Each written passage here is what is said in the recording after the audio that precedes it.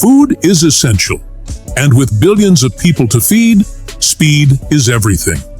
Behind the scenes, massive food factories powered by cutting-edge technology are working non-stop to meet this demand. But how do they produce thousands of sausages, croissants, and cookies every hour, all with perfect precision? In this video, we'll take you inside the fastest food factories on Earth. Welcome to one of the fastest food factories in the world, where pork is turned into sausages at jaw-dropping speeds.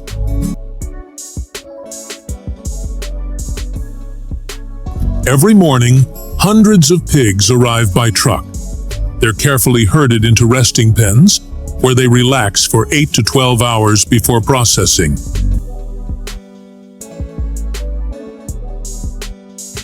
Then the real work begins. This high-speed facility can process up to 600 pigs per hour. The carcasses are sent into giant cold rooms. Each of these chambers can hold over 100 tons of meat and keep it at a steady 0 to 2 degrees Celsius. Next stop, the sausage room. Here, giant meat grinders crush and shred pork at up to 5,000 kilograms per hour. Then, it's emulsified into a silky smooth paste, perfect for making sausages.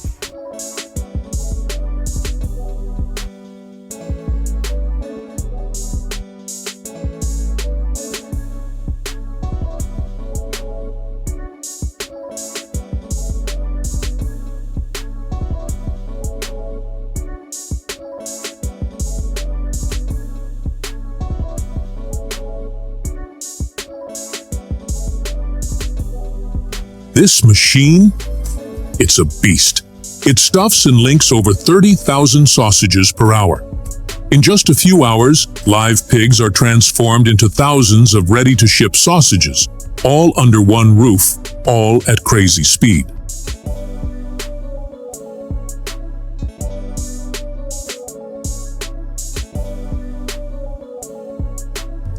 And now, welcome to the chicken line. If you thought pork was fast, just wait.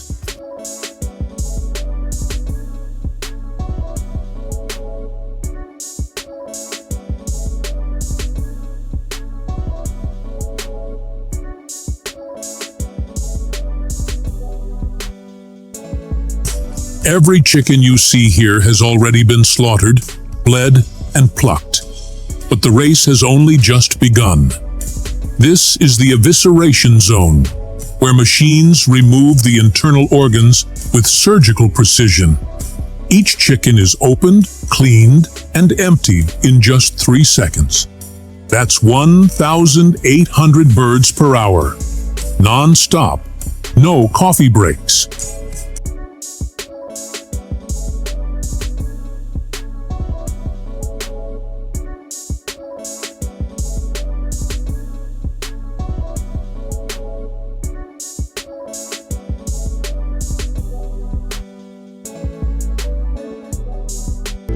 From slaughter to sealed package in under 45 minutes, this chicken line doesn't stop, doesn't slow down, and never looks back.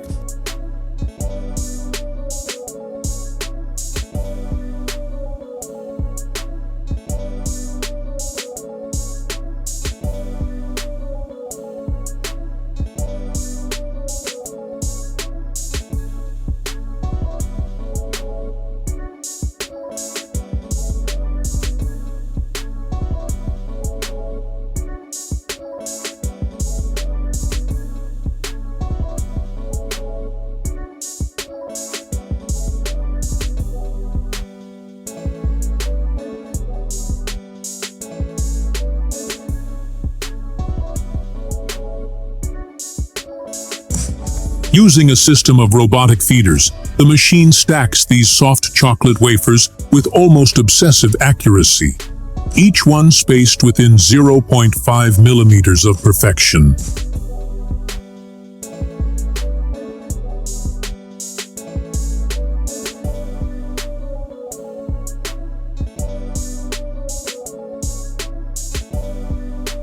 After all that meat, let's cool things down. Welcome to the sweetest part of the factory, where ice cream is made faster than you can say, brain freeze. Chickens that don't meet standards? They're instantly removed. No delays, no mistakes. Then comes the star of the show, the ice cream. A high-speed cutter slices each portion into perfect equal pieces. And then, with a swift motion, another chocolate wafer lands on top, completing the sandwich. Next up, cones and bars, and they come out flying.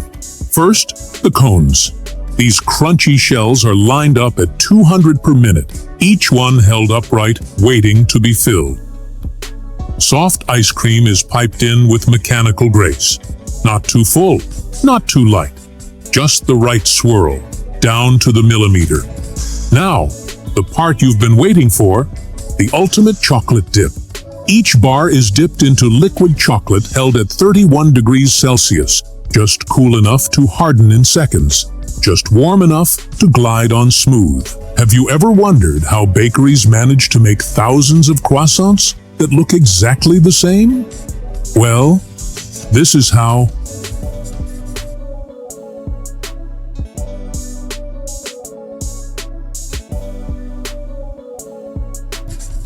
Inside this factory, sheets of soft dough as wide as a dining table roll gently onto the conveyor. They're rolled to the perfect thickness. But here's the most satisfying part. Robotic arms grab each triangle and roll them up, curl by curl, into that familiar crescent shape. No hands needed, no bakers in sight, just machines working with stunning precision. Each croissant is placed onto trays with perfect spacing, ready to puff up inside a warm-proofing tunnel. And after just minutes in the oven, trays roll out loaded with golden, flaky pastries, soft, buttery, and still warm.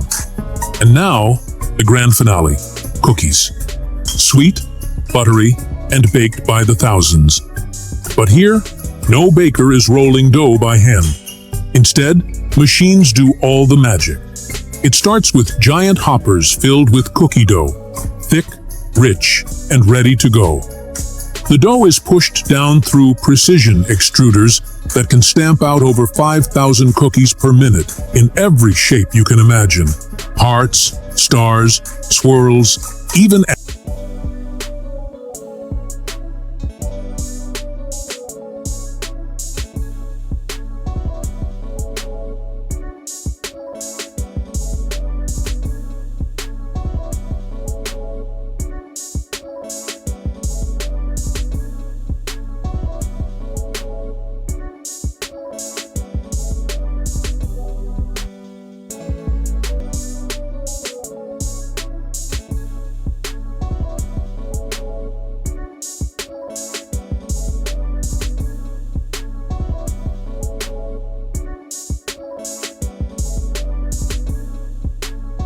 Look at this.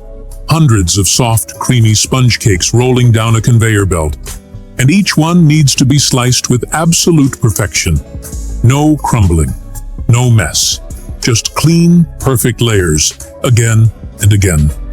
One machine can cut up to 60 full cakes per minute, slicing them into halves, quarters, or even perfect individual servings.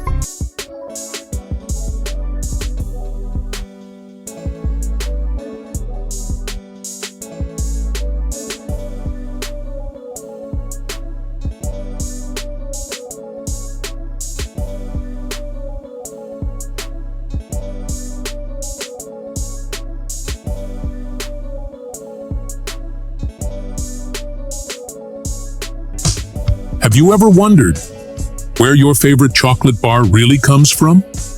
Not a factory, not a store. It all begins deep in the green shade of a tropical cacao farm. Today, let's take a journey to discover the first step, growing the cacao tree.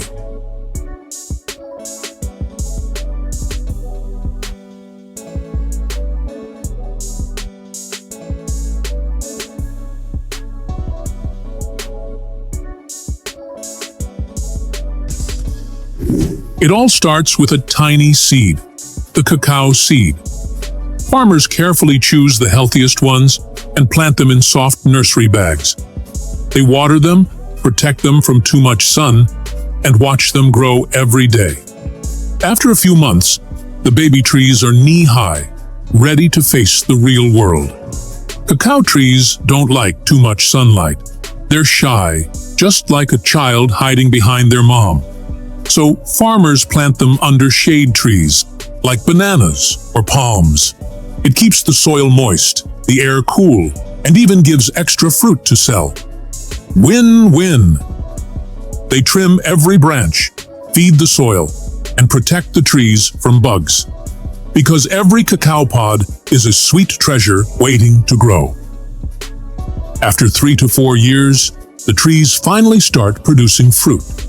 The pods grow right on the trunk. How wild is that? When they ripen, they turn yellow, orange, or deep red. That's the signal. The chocolate journey is about to begin.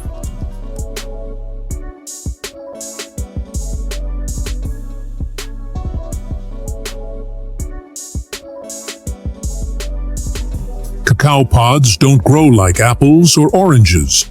They grow right out of the trunk and branches, and each one is a little different. The farmers know, just by looking, which pods are ready. When they turn bright yellow or deep red, it's time to pick. Now comes the fun part, cracking them open. After opening the pods, farmers scoop out the beans, which are covered in a sweet, sticky pulp. This pulp is key. It starts fermentation, where heat and wild yeasts begin changing the beans. They pile the beans into boxes or wrap them in banana leaves for 5 to 7 days.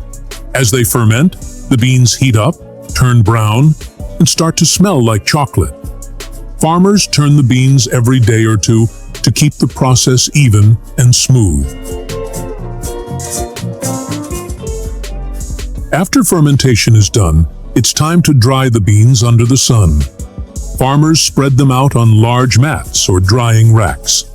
They let the sun do the work, slowly drying the beans until they feel hard and light. This whole process is key. Without fermentation and drying, the chocolate flavor would never develop. It's nature's recipe, and the farmers are the careful chefs guiding it along.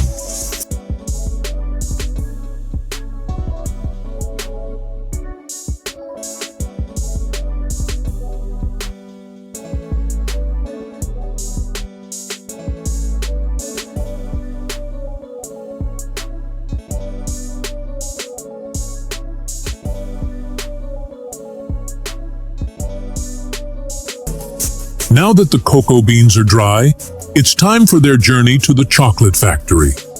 First, the beans are roasted. This step brings out the deep, rich chocolate flavor we all love. After roasting, the beans are cracked open. The outer shells are removed, and what's left are the cocoa nibs, the good stuff inside. These nibs are then ground into a thick, dark paste called chocolate liquor. Now that the chocolate is smooth and shiny, it's ready to be shaped. In modern factories, everything is super precise and super fast. Big machines pour the liquid chocolate into molds, some shaped like bars, others like little squares, balls, or fancy pieces. Each mold is filled with just the right amount.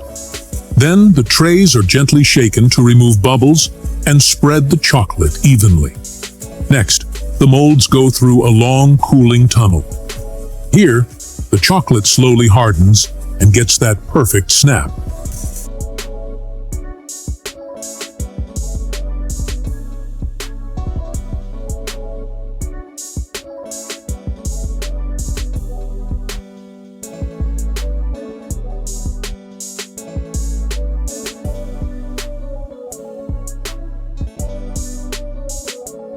Once it's solid, the chocolate pops right out of the molds, perfect and ready to go.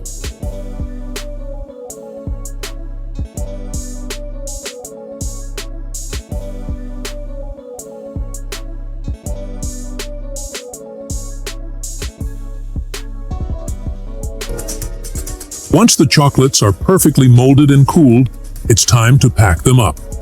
But it's not done by hand. This job belongs to the robots. Robot arms move with speed and precision. They grab each piece of chocolate and gently place it into the box. No cracks, no smudges.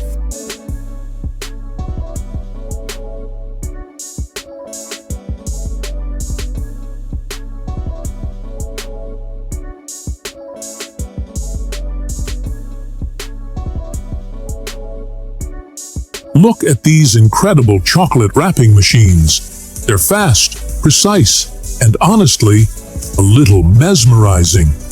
Each chocolate piece zooms down the conveyor belt, one after another. Robotic arms and rollers pick them up, wrap them in foil or colorful wrappers, and seal them up in just a split second. Some machines even twist the ends like classic candy, while others pack them neatly into boxes, all perfectly lined up.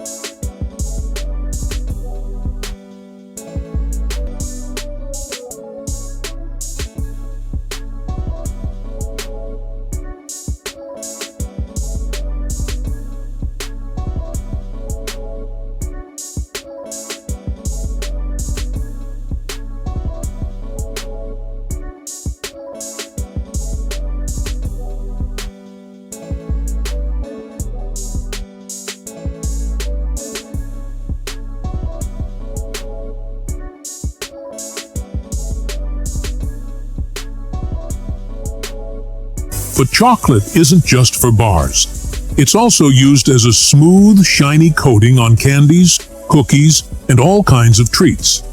And guess what? Machines do that too, with amazing precision. Treats move along a conveyor belt, heading straight into a chocolate waterfall. Yep, a real curtain of melted chocolate pouring down from above. As they pass through, each piece gets a perfect, even coat.